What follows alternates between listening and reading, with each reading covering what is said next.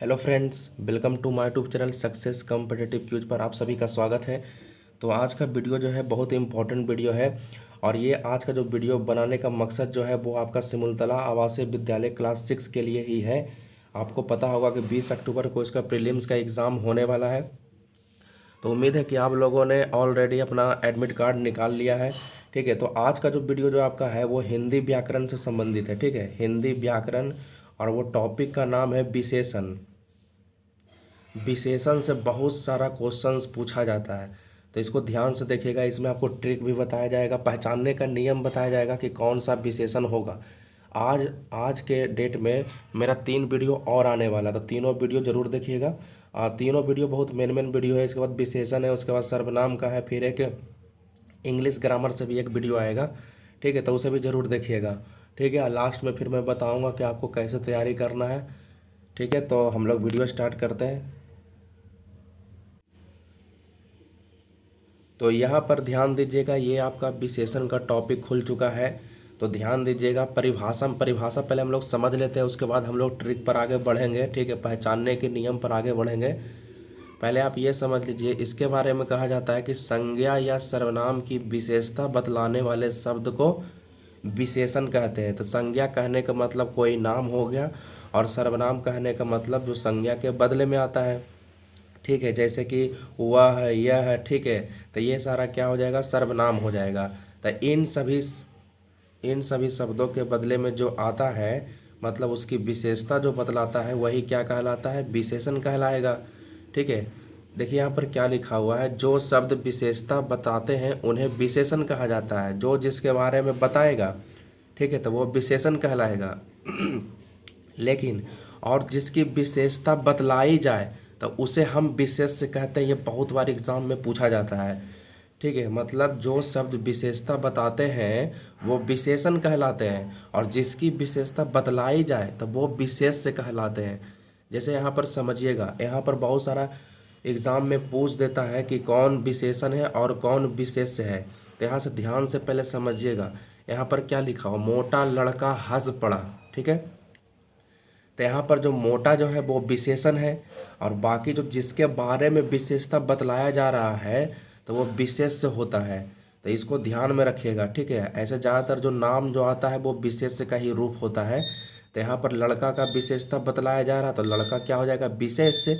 लेकिन लड़का कैसा है, तो मोटा है। ऐसा क्वेश्चन करिएगा अपने दिमाग में कि लड़का कैसा है। ठीक है, तो मोटा है, तो यहाँ पर ही मोटा हो जाएगा विशेषण। ठीक है, लड़का जो हो जाएगा वो क्या हो जाएगा, विशेष्य हो जाएगा। ये चुनने के लिए, आपको चूज करने के लिए एग्ज़ाम में पूछता है ऐसा। ठीक है, तो इतना दूर तक आपको समझ में आ गया होगा। चलिए नेक्स्ट आगे बढ़ते हैं। बिल्कुल ही तसल्ली से देखिएगा। ठीक है, और शुरू से अंत तक जरूर देखिएगा, बहुत ये फ़ायदा करेगा। देखिए यहाँ पर ध्यान देना है आपको, क्या कह रहा है, एक सेकेंड। कह रहा है विशेषण मूलतः 4 प्रकार के होते हैं, और ये भी एग्जाम में पूछा हुआ क्वेश्चन है कि विशेषण कितने प्रकार के होते हैं। तो मेन रूप से आपका विशेषण 4 तरह का होता है। पहला विशेषण लिखा हुआ सार्वनामिक विशेषण, जिसे डिमॉन्स्ट्रेटिव एडजेक्टिव बोलते हैं। इसके बारे में कहा जाता है विशेषण के रूप में प्रयुक्त होने वाले सर्वनाम।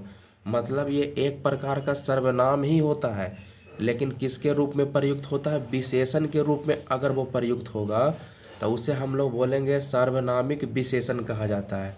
इतना दूर कम याद रखिएगा। ठीक है, रहेगा सर्वनाम ही, लेकिन विशेषण के रूप में उसका यूज करेंगे।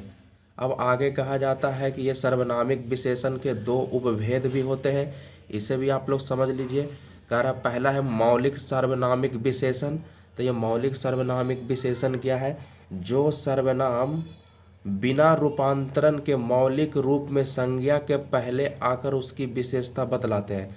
मतलब रूपांतर मतलब कोई बदलाव नहीं होगा, मतलब रहेगा वो सर्वनाम ही। वैसा सर्वनाम बिना रूपांतरण के, कोई बदलाव के नहीं, ठीक है, संज्ञा के पहले अगर आकर वो विशेषता बतलाता है तो वो कहलाता है मौलिक सार्वनामिक विशेषण। जैसे देखिए एग्जाम्पल से इसमें अच्छे ढंग से समझ में आएगा। जैसे लिखा हुआ है यह घर मेरा है, तो आप खुद समझिए कि यह तो क्या होता है, सर्वनाम होता है, लेकिन ये विशेषता बतला रहा है ना कि मेरा जो घर है, ठीक है, यह किसका घर है, तो मेरा घर है। तो यहाँ पर यह जो हो जाएगा वो क्या हो जाएगा, मौलिक सर्वनामिक विशेषण हो जाएगा। कोई भी रूपांतरण नहीं हुआ, कोई भी बदलाव नहीं हुआ है, ठीक है।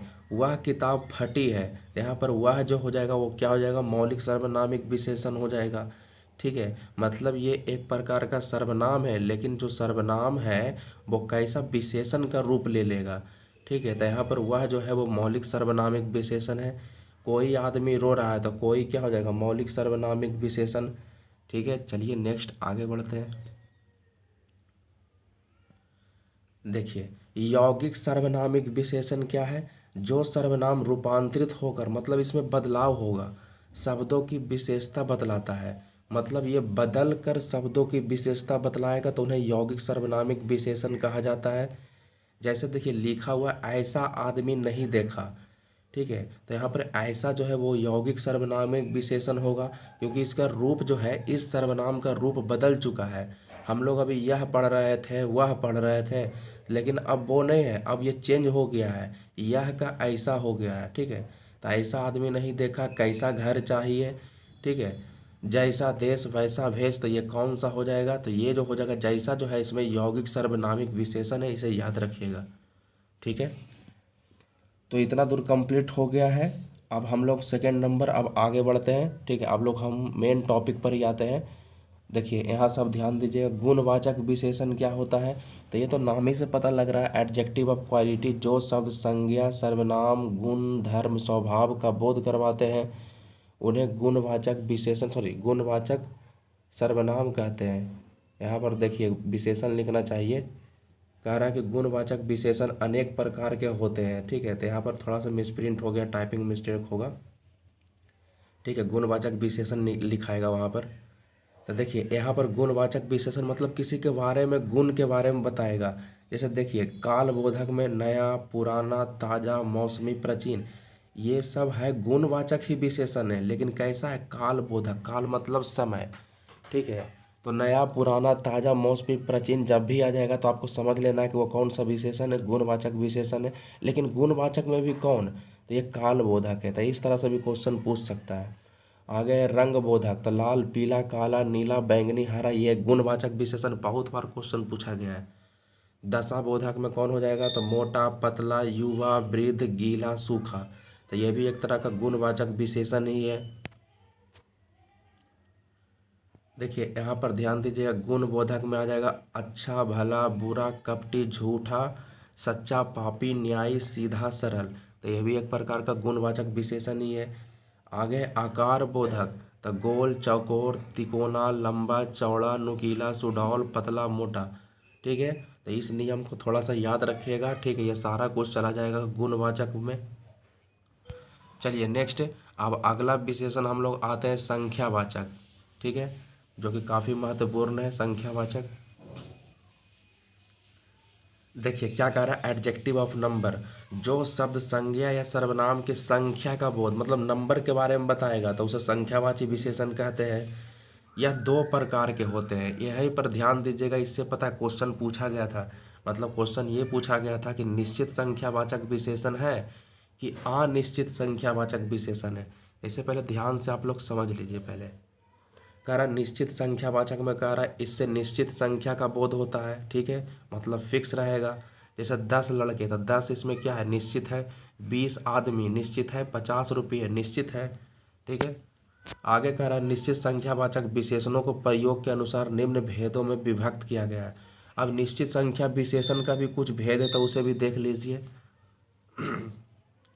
जैसे देखा लिखा हुआ गणनावाचक, तो गणनावाचक में कौन आएगा, 1, 2, 4, 8, 12, ठीक है। तो ये गणनावाचक में आ जाएगा।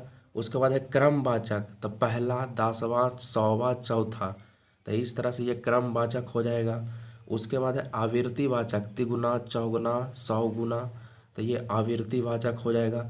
मतलब इसमें ये कह बताना चाह रहा है कि संख्यावाचक विशेषण ही है, लेकिन कौन सा, तो आवृत्तिवाचक। उसी तरह से समुदायवाचक में चारों, आठों, तीनों, इसको ध्यान से देख लीजिएगा, एग्जाम में पूछ सकता है। अगर विशेषण से क्वेश्चन पूछेगा तो जरूर पूछेगा, ठीक है। अगर इस टॉपिक से पूछेगा क्वेश्चन तब, जैसे ध्यान में रखिएगा, ये संख्यावाचक विशेषण तो है, सब संख्यावाचक विशेषण है, लेकिन कौन क्या है ये थोड़ा सा कंप्लीट कर लीजिएगा, ठीक है। आगे है अनिश्चित संख्यावाचक विशेषण, तभी उसी में है, संख्यावाचक में ही अभी है। तो अनिश्चित, इससे अनिश्चित संख्या का बोध होता है। जैसे कुछ आदमी चले गए, तो अब हमको पता नहीं ना है कि कई आदमी चला गया, तो कुछ आदमी तक क्या हो जाएगा, अनिश्चित हो जाएगा। कई लोग आए थे, तो कई भी क्या हो जाएगा, अनिश्चित ही हो जाएगा। सब कुछ समाप्त हो गया, तो ये सारा कुछ क्या हो जाएगा, अनिश्चित संख्यावाचक विशेषण हो जाएगा। तो इतना दूर कंप्लीट हो गया है। चलिए अब नेक्स्ट आगे बढ़ते हैं। देखिए क्या कह रहा है, परिमाण बोधक विशेषण, एडजेक्टिव ऑफ क्वांटिटी। कह रहा है जिन विशेषणों से संज्ञा सर्वनाम के परिमाण का बोध हो, ठीक है, मतलब नापा या तौला जा सके, तो उसे हम लोग बोलते हैं परिमाण बोधक विशेषण। इनके भी दो भेद होते हैं। देखिए कौन कौन है, आइए पता है, क्वेश्चन सेट में आया हुआ है, ये सेट में क्वेश्चन आया हुआ है, दोनों से पूछा गया क्वेश्चन है। जैसे यहाँ पर देख लीजिए, निश्चित परिमाण बोधक कौन है, 10 किलो घी, 5 क्विंटल गेहूँ, तो 10 किलो जो हो जाएगा वो क्या हो जाएगा, परिमाण बोधक ही हो जाएगा। और अनिश्चित वाचक में है बहुत घी, तो पता नहीं है कितना है, लेकिन बहुत लगा दिया, थोड़ा दूध, तो अनिश्चित वाला में चला जाएगा, ठीक है। तो इसे ध्यान रखिएगा, परिमाण बोधक विशेषण ही है, लेकिन कौन निश्चित है और कौन अनिश्चित है, तो उसे कंप्लीट कर लीजिएगा, ठीक है। और आगे जो नेक्स्ट टॉपिक पढ़ना है वो आपका, ये विशेषण इतना दूर तक कंप्लीट हो गया है। अब आगे प्राविशेषण है, तो प्राविशेषण से भी क्वेश्चन पूछा जाता है। जैसे प्राविशेषण का पहले आप डिफिनीशन पहले समझ लीजिए। कह रहा वे शब्द जो विशेषणों के विशेषता बतलाते हैं, मतलब विशेषण तो रहेगा ही और उसका भी विशेषता बतलाएगा, तब वो क्या कहलाएगा, प्राविशेषण। जैसे देखिए यहाँ पर आपको ध्यान देना है, बहुत क्वेश्चन यहाँ से पूछा जाता है प्राविशेषण से। जैसे लिखा हुआ है यह बहुत तेज दौड़ता है, तो यहाँ पर देखिए तेज जो है ना वो आपका विशेषण है, कैसा दौड़ता है, तो तेज दौड़ता है। लेकिन जो बहुत आया है ना वो प्राविशेषण हो जाएगा। कौन सा विशेषण हो जाएगा, प्राविशेषण। तो इसे ध्यान में रखिएगा, ठीक है। जैसे कि आप ऐसा क्वेश्चन करिएगा कि कैसा दौड़ता है, तो बहुत तेज दौड़ता है, तो जब आपको जवाब इस तरह से मिलने लगेगा तो समझ लीजिएगा वो प्राविशेषण हो जाएगा। जैसे आगे लिखा हुआ सीता अत्यंत सुंदर है, तो सुंदर क्या हो जाएगा, सुंदर आपका विशेषण ही है, लेकिन कैसा, तो अत्यंत सुंदर, तो ये हो जाएगा प्राविशेषण।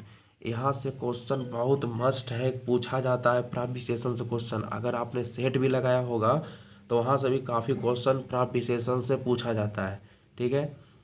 तो ये वीडियो कंप्लीट हो गया है, ठीक है। बाकी आप क्वायरी अगर कुछ है तो कमेंट बॉक्स में आप बताइएगा। और लास्ट जब वीडियो मेरा कल आएगा, ऐसे तो आज 3 वीडियो आएगा, इसको मिलाकर 3 वीडियो आएगा, ठीक है। इसके बाद मैं कल बताऊंगा कि क्या आपको एग्ज़ाम में लेकर जाना है और क्या नहीं लेकर जाना है, कुछ चीज़ों का आपको ख्याल रखना पड़ेगा, ठीक है। तो उस वीडियो को भी ज़रूर देखिएगा, आज या कल में वो भी वीडियो आ जाएगा। बाकी आप एग्ज़ाम अच्छे ढंग से दीजिए, और 2 दिन बचा हुआ है तो उसको तैयारी दम पूरा जितना आपसे लग पाता है, ठीक है, सारा कुछ आप झोंक दीजिए, ठीक है।